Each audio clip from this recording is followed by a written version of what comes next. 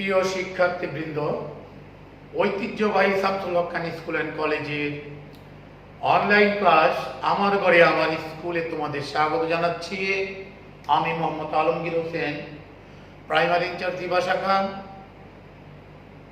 বর্তমান বাংলাদেশে যে করোনা মহামারী আক্রান্ত দিন দিন বেড়েই চলছে, তাই আমি আমার স্নেহের শিক্ষার্থীবৃন্দদের আমি ঘরে থেকে নিরাপদে থেকে আমাদের যে অনলাইন ক্লাসগুলো চলছে এই ক্লাসের সাথে যুক্ত থেকে আমি লেখাপড়া করার জন্য বিশেষভাবে অনুরোধ জানাচ্ছি। ঘরের বাহির যাবে না, তোমরা বাসায় থাকবে এবং সুস্থ থাকবে। আমি গত ক্লাসে শিক্ষাগুরুর মর্যাদা কবিতা নিয়ে আলোচনা করেছি। আজ আমি তোমাদের 83 পৃষ্ঠা বাংলা বইয়ের আমি তোমাদেরকে ভাবুক ছেলেটি এই গল্প নিয়ে আজকে তোমাদের সাথে কথা বলবো এবং এখান থেকে আমি সিন প্রশ্ন এখান থেকে আলোচনা করব। তোমরা যারা আমার এই অনলাইন ক্লাস দেখতে পাচ্ছ, তোমরা তোমাদের বাংলা বই খুলে তোমরা 83 পৃষ্ঠা ভাবুক ছেলেটি এই গল্পটি তোমরা ধরো। আমি তোমাদেরকে এই গল্প নিয়ে কিছুক্ষণ আমি তোমাদের আলোচনা করার পর আমি তোমাদেরকে পাঠ্য বই থেকে যেটা সিন কোশ্চেন রয়েছে আমি সেই ব্যাপারে তোমাদের নিয়ে আলোচনা করব। ভাবুক ছেলেটি 10-11 বছরের ছেলেটি তেমন দুরন্ত নয়, পড়াশোনায় সে ভালো, খেলাধুলাও করে, তবে সময় পেলে গাছগাছালি পর্যবেক্ষণ করে। রোদ বৃষ্টির ব্যাপারেও দেখে সে। আকাশে মেঘ ঢাকে, বিদ্যুৎ চমকায়, ভাঁজ পড়ে, কেন এমন হয় অবাক বিস্ময়ে ভাবে সে। ঝড়ে গাছপালা ভেঙে গেলে বাবাকে প্রশ্ন করে, আচ্ছা বাবা, গাছ ভেঙে গেলে ওদেরকে কাটলে ব্যথা পায় নাকি? ছেলের কথা শুনে মা হাসেন, বাবা কিন্তু হাসলেও ছেলের প্রশ্নের জবাব দেওয়ার চেষ্টা করেন। ওর বাবা ম্যাজিস্ট্রেট ছিলেন, আগে স্কুলে শিক্ষকতা করতেন। ছেলেটির বাবার বাড়ি বিক্রমপুরের আড়িখাল গ্রামে, তবে তার জন্ম ময়মনসিংহে। 1858 সালে 30 নভেম্বর ওর পড়াশোনায় হাতে করে হয়েছিল বাড়িতে। তারপর ময়মনসিংহে স্কুল শিক্ষার ধাপ শেষ করে সে ভর্তি হয় কলকাতায় সেন্ট জেভিয়ার্স স্কুল থেকে।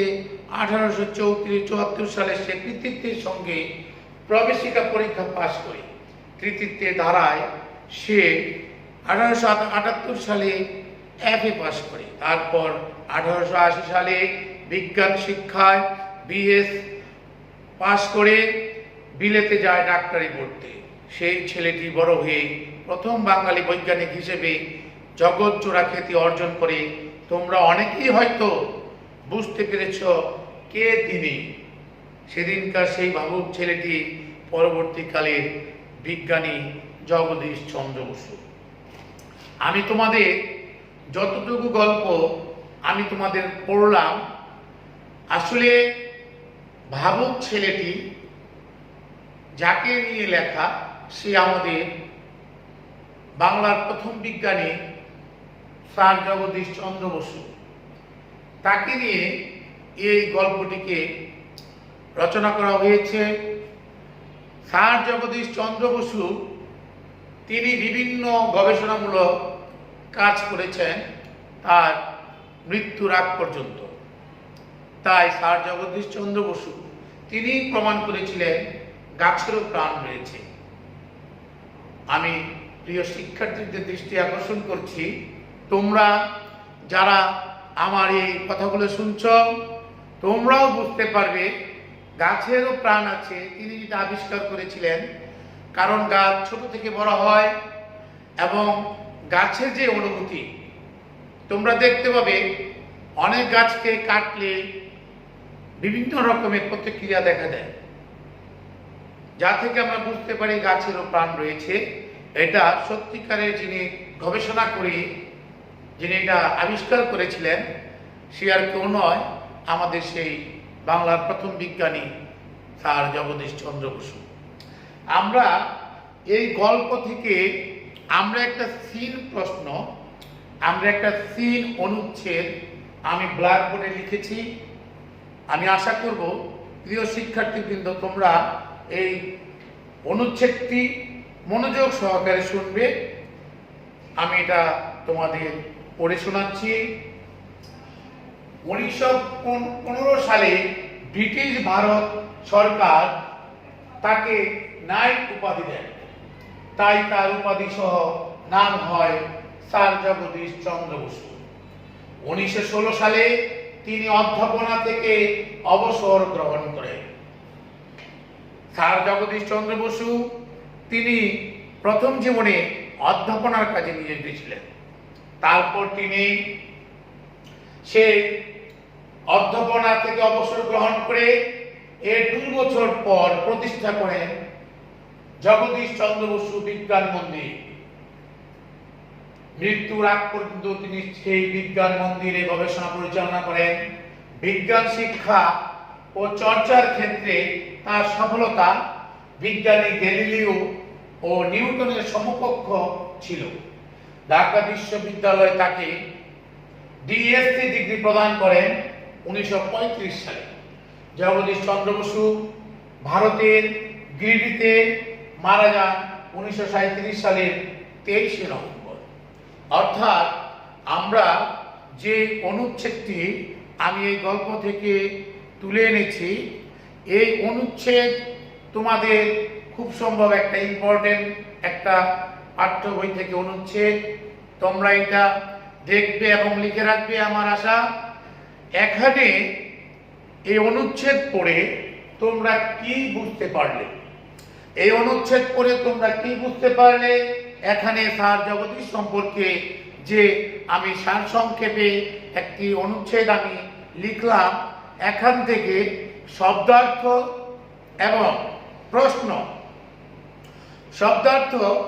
এবং প্রশ্ন এখান থেকে আসবে। তাই আমি কি ধরনের শব্দার্থ এবং প্রশ্ন কি হতে পারে আমি সেটা নিয়েও তোমাদের সাথে আজকে কথা বলবো।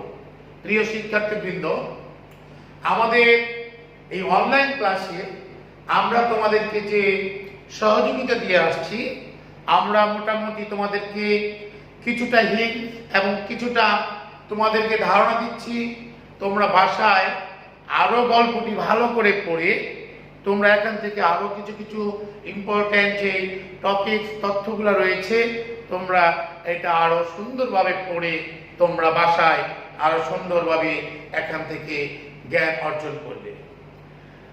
প্রিয় শিক্ষার্থীবৃন্দ, আমি তোমাদেরকে প্রথমেই দেখাবো যে এখান থেকে কি ধরনের শব্দ অর্থ তোমাদের আসতে পারে। কারণ আমি তোমাদেরকে সিন অনুচ্ছেদ নিয়ে আমি তোমাদের কথা বলছি। এখানে এই যে তোমার অনুচ্ছেদ, এই অনুচ্ছেদ থেকেই তোমাদের শব্দ অর্থ আসবে। কি ধরনের শব্দ অর্থ আমি দেখতে পাচ্ছি। এখানে যে শব্দ অর্থগুলো রয়েছে, এখানে দেখো, এখানে আমরা পেলাম উপাধি,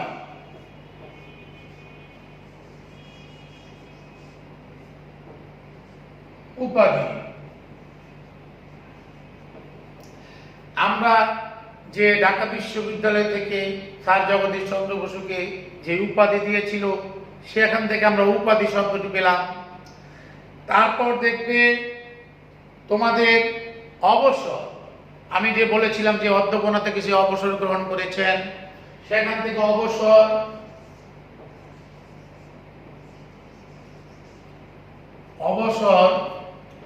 তারপরে তোমরা দেখো যে অনুচ্ছেদে রয়েছে যে তিনি যে গবেষণা করেছেন সেই গবেষণা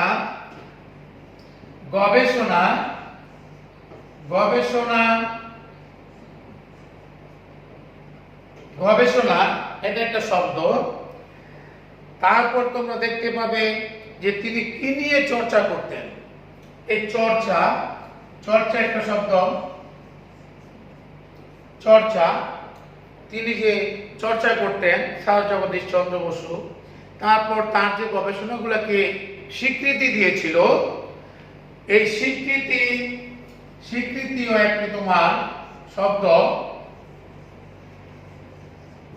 স্বীকৃতি অর্থাৎ তার যে গবেষণাগুলোকে স্বীকৃতি দেওয়া হয়েছিল, এটা একটা শব্দ। তারপর তিনি প্রতিষ্ঠা করেছিলেন সেই মন্দির, বিজ্ঞান মন্দির প্রতিষ্ঠা।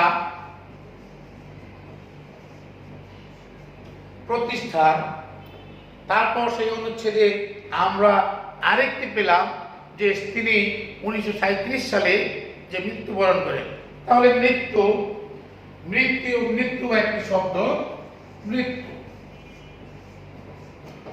প্রিয় শিক্ষার্থীবৃন্দ, এখন আমার প্রশ্ন হলো যে শব্দ অর্থগুলো রয়েছে 1 2 3 4 5 6 7টি শব্দ অর্থ, এখান থেকে তোমাকে 5টি শব্দের অ্যান্সার করতে হবে। তো 7টি থেকে 5টি অ্যান্সার করতে গেলে তোমাকে এখন যে সিন অনুচ্ছেদটি আমি তোমাদেরকে বুঝালাম, ওই সিন অনুচ্ছেদ থেকে তোমরা এই শব্দের উত্তরগুলো পেয়ে যাবে। তাই আমাদের সিন এবং আনসিন যে অনুচ্ছেদগুলো থাকবে, প্রথমেই তোমাদের যেটা করতে হবে, এই সিন এবং আনসিন প্রশ্নগুলোকে তোমাদের ভালো করে পড়তে হবে। ভালো করে রিডিং পড়লে তোমরা বুঝতে পারবে যে উত্তরগুলো তোমাদের এখানেই রয়েছে। তাই আমি প্রিয় শিক্ষার্থীদের দৃষ্টি আকর্ষণ করছি, তোমাদের যে উত্তরগুলা এখানে দেখো, উপাধি। আমরা জানি উপাধি শব্দের অর্থ হচ্ছে খেতাব, মানে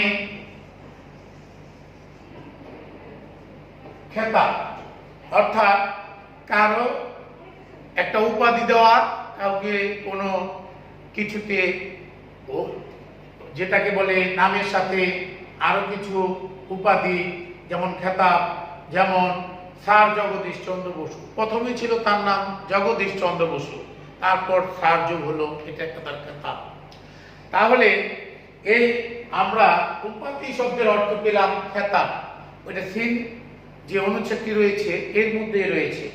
তারপর দেখো অবসর, তা আমরা তো জানি তিনি অবসর গ্রহণ করেছেন। তাহলে অবসর গ্রহণ করার অর্থ হচ্ছে অবকাশ বা ছুটি। অবকাশ বা ছুটি। তাহলে তুমি আরেকটি শব্দ অর্থ পেরে গেলে অবসর। তারপর দেখো তোমার রয়েছে গবেষণা। আসলে গবেষণা একটা বিজ্ঞানের কাজ, গবেষণা করা। এই গবেষণা আমরা সহজেই বুঝতে পারি যে কোনো বিষয়ের তত্ত্ব নিরূপণের নিমিত্তে অনুসন্ধান।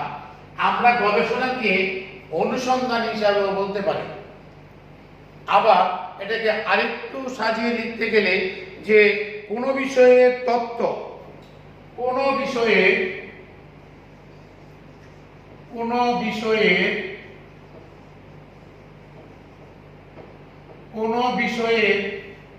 তত্ত্ব নিরূপণের জন্য, কোনো বিষয়ের তত্ত্ব নিরূপণের জন্য অনুসন্ধান। কোনো বিষয়ের তত্ত্ব নিরূপণের জন্য, নিরূপণের নিমিত্তেও বলতে পারো, নিমিত্তে অনুসন্ধান। তাহলে দেখো গবেষণাকে আমরা যদি কোনো বিষয়ের ব্যাপারে আমরা অনুসন্ধান করি, তথ্যটাকে নিগুড়ভাবে আমাদেরকে তথ্যটাকে বোঝার জন্য কোনো কিছুর বিষয়ে যদি আমরা অনুসন্ধান করি, তাহলে সেটাই হচ্ছে গবেষণা। যেমন বিজ্ঞানীরা বিভিন্ন জিনিস, বিভিন্ন বিষয়, বিভিন্ন কিছু আবিষ্কার করেছে অনুসন্ধানের মধ্য দিয়ে। তাহলে আমরা পেলাম যে গবেষণা। তারপর চর্চা। চর্চা তো তোমরাও আমরাও করতেছি আমার প্রিয় শিক্ষার্থীবৃন্দ, চর্চা তো সকলেই করে, যে কোনো বিষয় নিয়ে চর্চা করতে হয়। তাহলে চর্চা অর্থাৎ হইল একজন মানুষের অভ্যাসও বলতে পারো, আবার তোমরা অনুশীলনও বলতে পারো। যেমন তোমার অনুশীলন অথবা তুমি চর্চাকে অভ্যাসও বলতে পারো, অর্থাৎ অভ্যাস। প্রিয় শিক্ষার্থীবৃন্দ, আমাদের ইতিমধ্যে আমরা কয়েকটি শব্দ অর্থ আমরা সিন থেকে খুঁজে বের করছি। তারপরে তোমার ওই যে স্বীকৃতি, তাহলে স্বীকৃতি অর্থ এখানে তোমরা বুঝো যে সিন থেকে দেখো স্বীকৃতি অর্থাৎ যে স্যার জগদীশ চন্দ্র বসু তিনি গবেষণা করে যত কিছু আবিষ্কার করেছিলেন সেটার স্বীকৃতি দেওয়া হয়েছিল, মানে স্বীকার করা। তাহলে স্বীকৃতি হচ্ছে স্বীকার করা অর্থাৎ অনুমোদন দেওয়া, স্বীকার করা। তারপর তোমার প্রতিষ্ঠা, তো প্রতিষ্ঠা তো আমরা জানি যে স্থাপন গড়া বা গড়ে তোলা, স্থাপনা বা স্থাপন, যে কোনো স্থাপন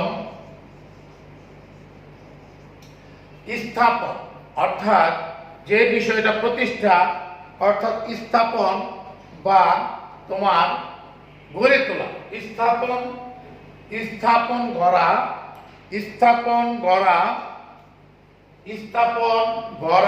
তারপরে গড়ে তোলা, স্থাপন গড়া। এখানে তোমরা কয়েকটি অর্থ তোমরা পেতে পারো, কিন্তু যেটা সবচেয়ে বেশি, যে দুটা সৃজনশীল, গড়া বা গড়ে তোলা অর্থাৎ যেটা একটু ভালো বেশি তোমাদের সিনে বুঝতে পারো সেটাই তোমরা দিবা। প্রতিষ্ঠা মানে স্থাপন, গড়া অথবা গড়ে তোলা, একটা তোমাদের দিলেই হবে। তারপরে মৃত্যু আমরা জানি এটা সবারই ব্যাপার, মৃত্যু মরণ বা জীবনাবসান।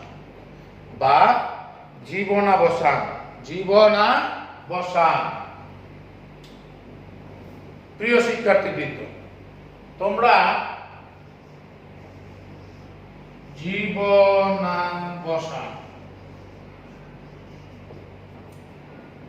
প্রিয় শিক্ষার্থীবৃন্দ, এভাবে আমরা সিন অনুচ্ছেদ থেকে আমরা এভাবে শব্দ অর্থগুলো বের করব। আর তোমরা যদি সিনটাকে ভালো করে দুই একবার পড়ো, দেখতে পাবে সেখানে উত্তর রয়েছে। তাতে তোমাদের কোনো ভয়ের কোনো কারণ নেই। তোমরা সিন আনসিন যেটাই তোমাদের হোক, তোমাদের সেই অনুচ্ছেদগুলো পড়লেই তোমরা সেই উত্তরগুলো তোমরা পেয়ে যাবে। তাই আমি প্রিয় শিক্ষার্থীদের দৃষ্টি আকর্ষণ করছি, তোমরা বিভিন্ন যে গল্প, গদ্য, পদ্য এগুলো রয়েছে, এখান থেকে তোমাদের সিন যে অনুচ্ছেদ সেটা আসবে। আমি আশা করব তোমরা বুঝতে পেরেছ উত্তর কিভাবে করতে হয়। আর গত ক্লাসেও আমি তোমাদেরকে বলেছিলাম যে প্রশ্ন, কারণ যে কোনো সিন অনুচ্ছেদ থেকে প্রশ্ন, 3টি প্রশ্নের উত্তর করতে হবে। 3টি প্রশ্নের উত্তর ক, খ, গ, এইভাবে 3টি প্রশ্নের উত্তর দিতে হবে।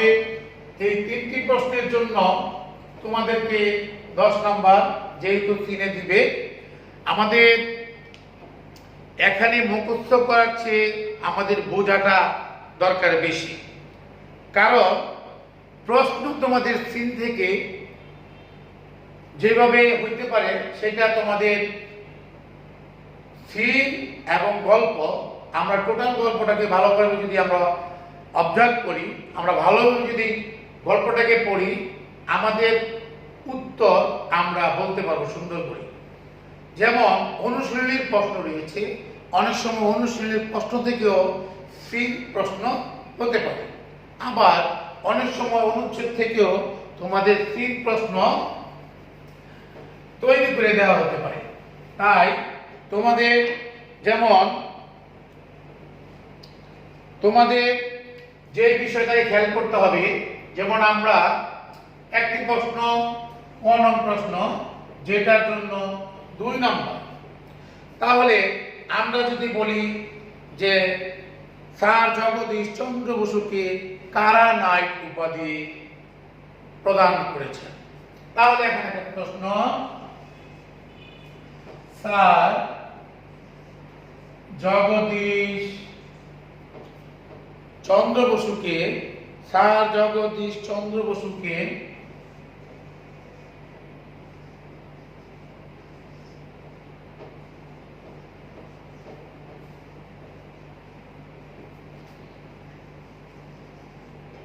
কারা নাইট উপাধি প্রদান করে।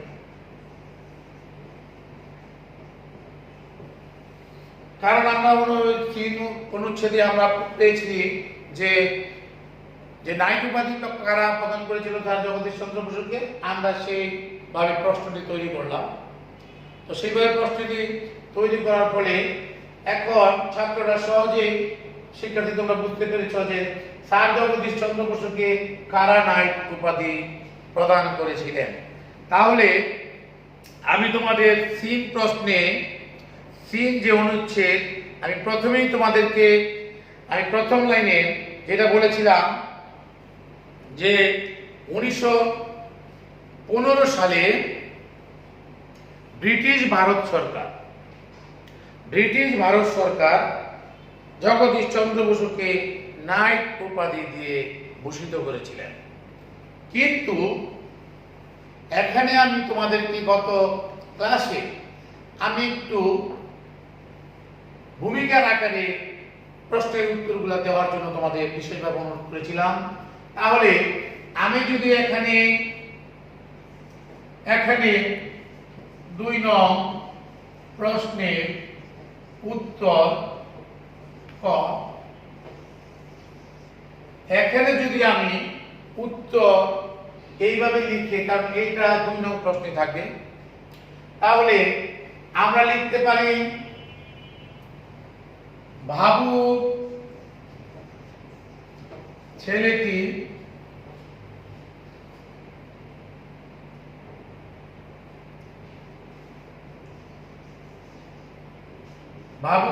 গল্পের লেখক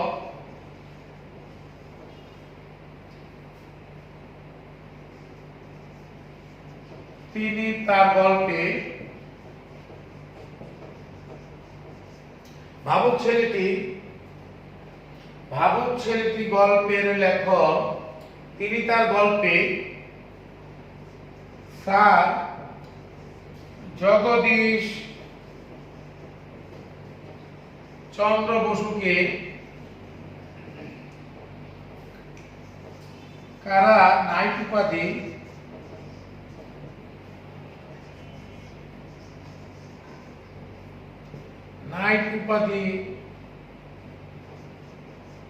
প্রদান করেছেন।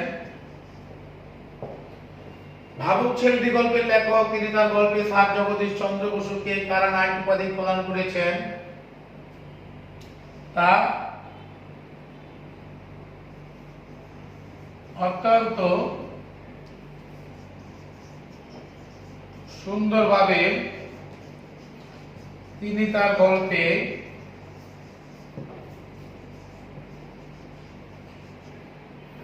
তুলে ধরেছেন।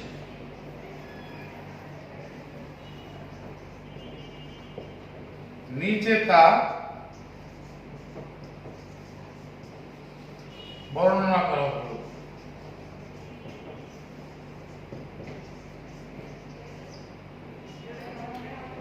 আসলে আমি যে ভূমিকাটা আমি বললাম, এটা গল্পের যে লেখক, সেই লেখককে এখানে প্লেস করে, যেমন ভাবুক ছেলেটি গল্পের লেখক, তিনি তার গল্পে স্যার জগদীশ চন্দ্র বসুকে কারা নাইট উপাধিতে ভূষিত করেছিলেন বা প্রদান করেছিলেন, তিনি তার গল্পে তুলে ধরেছেন, আমরা সেটা বর্ণনা আমরা নিচে পড়লাম।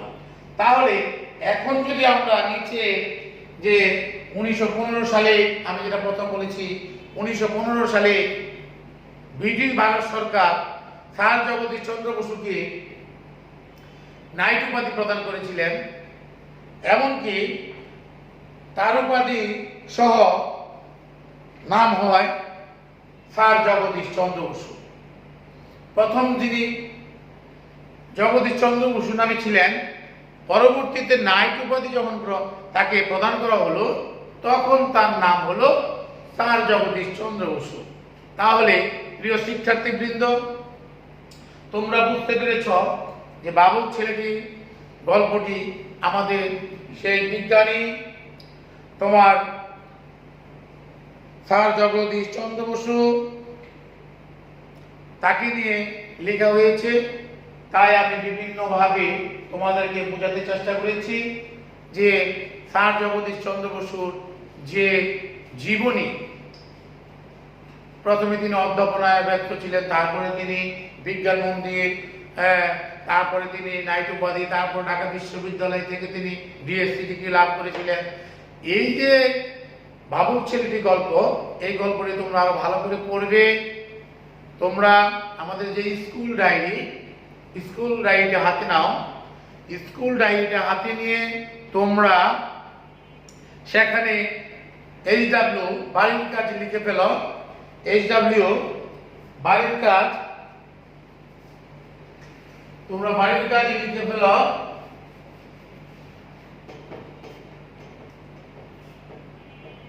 তোমরা বাড়ির কাজ HW, তোমরা ভাবুক ছেলেটি গল্প তোমরা ভালো করে রিডিং করবে এবং এখানে যে অনুশীলনের প্রশ্নগুলো রয়েছে সেটা তোমরা মুখস্থ করে ফেলবে।